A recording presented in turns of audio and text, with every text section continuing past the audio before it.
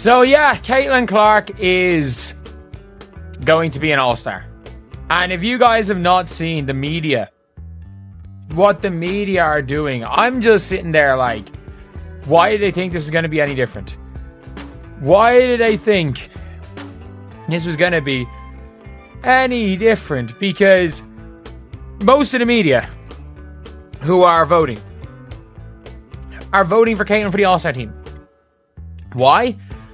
Rival fans aren't furious because their teams lost. They're losing their minds because Caitlin Clark just waltzed into the WNBA All-Star Game like she owns the place.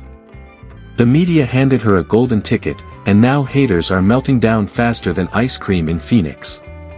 Skill, hype, or pure chaos magic, buckle up, because this drama is messier than a... Clark, the only WNBA player receiving over 500,000 fan votes for the WNBA All-Star Game. Aaliyah Boston, Kelsey Mitchell, Lexi Hull, the Fever 4, sitting in the top 10 when it comes to WNBA fan voting for the All-Star Game. Every chance the Indiana Fever fans, every chance Caitlin Clark fans, every time they have a chance to show up. Caitlin Clark officially made the All-Star roster. Cue the confetti, Instagram edits, and rival fans typing all-caps rants at 2 a.m. about how nothing's earned anymore. Meanwhile, their teams are sweating through a 1-421 record. That's one way to show you're mad.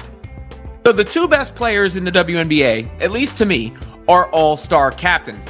That being Caitlin Clark and Napheesa Collier. Of course, Clark, Indiana Fever superstar. Collier, star of the Lynx, who is having an MVP season. Clark has had a little bit of an up and down season for her, relatively speaking, because she's been in and out of the lineup. Collier did miss a few games with a back issue as well. And of course, Clark had the shooting slump before she went out with the latest injury. Don't know how much that was related or is related, but Clark's impact on the floor is apparent when you see her there and when you see her off, and her numbers are still awesome. Not to mention, she's by far the most popular player in the league, and this is decided by fan voting, and it makes you feel good about what the exhibition can be.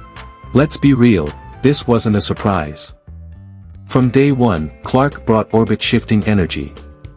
Ratings spiked, attendance doubled, merch sold out faster than Beyoncé tickets, and yet, here we go again. A rerun. Clark's overrated, from people whose teams would kill for even a fraction of her... Clear, there are two key WNBA players that are on a different level than the rest of the WNBA. And when it comes to Caitlin Clark, she's even another step up from the person that finished second. But look, it'd be irresponsible of me not to mention Napheesa Collier in all this because, well, she got over 1.1 million votes herself. If Caitlin Clark isn't an all-star, who is? Do you need someone spinning plates on a unicycle while draining logo threes with their offhand and solving climate change at halftime? A rookie averaging 16.3 points, 6.2 assists, and 5 rebounds per game, with a target on her back, just isn't enough? We might as well scrap the league and switch to cornhole with backup mascots. Caitlin, when she's played, has been the best guard in the WNBA. She has. I mean this when I say this. It is it's not like she's like a stratospherically better than a Skylar Diggins, but she's been better when she's been on the floor than any other guard. Even in her slump, she had a 20 and 10 game. She had a 20 and 10 game in her slump. She set the record of most 20 and 10 games. She's the only guard with a triple-double. She had a 32, 9, and 8. She nearly had a 30-point triple-double in a win against the Liberty, who at that stage were undefeated. And don't even get started on media bias. They're not cooking up stats in a secret lab. Caitlin is redefining the game just by playing. You don't watch because she's trendy, you watch because she makes the impossible look casual, logo pull-ups, no-look passes through traffic. She's pulling capes out of thin air, and yet critics insist she backdoored her way in. The same people demanding proof are every clip out, yelling, "Please mess up," like some twisted voodoo ritual. Proves once again nobody really started to care about the WNBA until she started playing. In 2023, in the WNBA All-Star voting, they got a total of 1.17 million votes, just a year before Caitlin Clark joined the league. 2 years later, 1.29 million votes as a single player. Even if Clark dropped a triple-double with 0 turnovers, 5 steals, and cured a cold mid-third quarter, haters would still call it mid and cry conspiracy. This isn't about merit, it's a rookie flipping the script, refusing to wait her turn.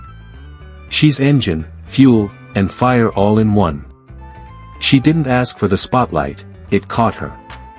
And it's shining so bright it reveals cracks in everyone else's game. Well, what do you know? What do you know?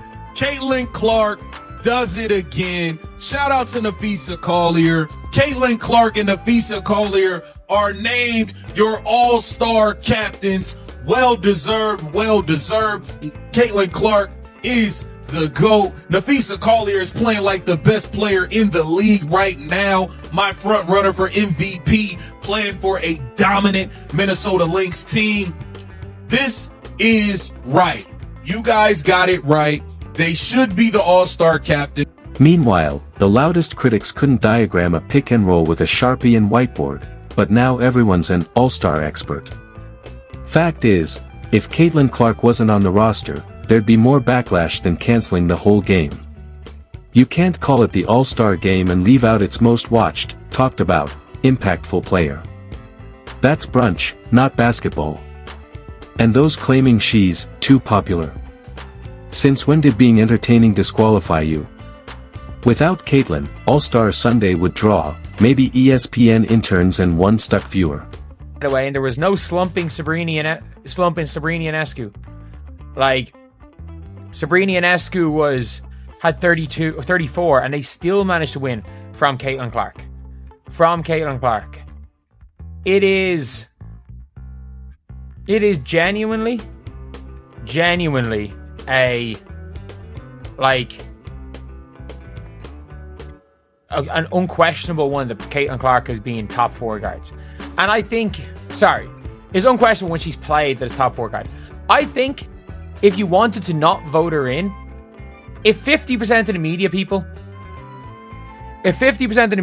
did not vote Caitlin Clark in as an all-star, and their logic was she hasn't played enough games, and the 4 all-stars were Alicia Gray,